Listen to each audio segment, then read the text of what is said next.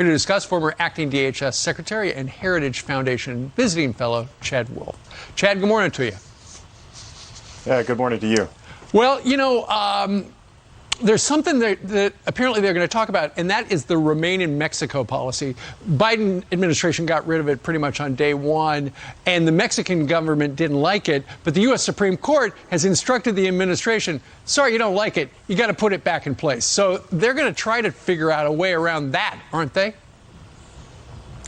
Well, I think they should. Certainly, the Biden administration is under a direction to restart that program. And look, at the end of the day, that program is good for Mexico because it allows and it starts to stem the flow of migrants into their southern border through Mexico and into the United States.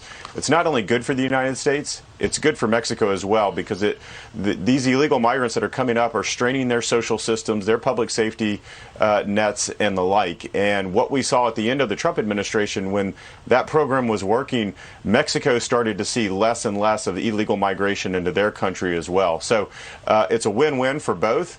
But you're exactly right. The United States needs to restart that program, and obviously Mexico needs to devote some resources to it as well. Apparently, the president of Mexico is going to press the U.S. government officials who are there, including our Attorney General and Department of Homeland Security Secretary. You've got to send more money to these poor countries because that's the root cause. The reason they're going to the United States is because you've got money and they don't.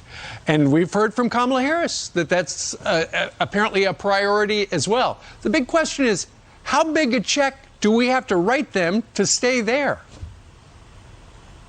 Yeah, it's a great question. Look, foreign assistance to all of these countries have been going on for years and decades. So just simply giving them more money without holding them accountable to what they say they need to do, the reforms they need to make, is not a winning solution. What we did in the Trump administration was we provided them foreign assistance, but we had a discussion and agreement very specifically on what they were going to spend that on, and we made sure that it benefited the United States as well. And then we hold them accountable. And if they didn't make those reforms or they didn't implement those security procedures, then we decided to withhold some of that funding. So you can't simply give them a blank check and hope that they will institute the reforms or do the things that you ask them to do. You've got to hold them accountable at the end of the day, but they need to start doing their fair share on, particularly when we talk about the security aspect of that illegal migration. Right, exactly. Well, we appreciate you starting your day with us. I know you're going to be busy later today. You're going to be one of the speakers at the Pray, Vote, Stand Summit that is streaming live on Fox Nation today. What's your topic today? Well, we're going to be talking, obviously, about border security and immigration. We're going to be talking about making sure that we give the protections to those who truly need it, those coming up from Central America, South America, and all over the world that are being persecuted at the end of the day. And how do we do that safely, but more importantly, efficiently, so that we root out that fraud in the system and that we don't have this catch and release system that we see today. All right. We look forward to that. Chad Wolf, thank you very much for joining us.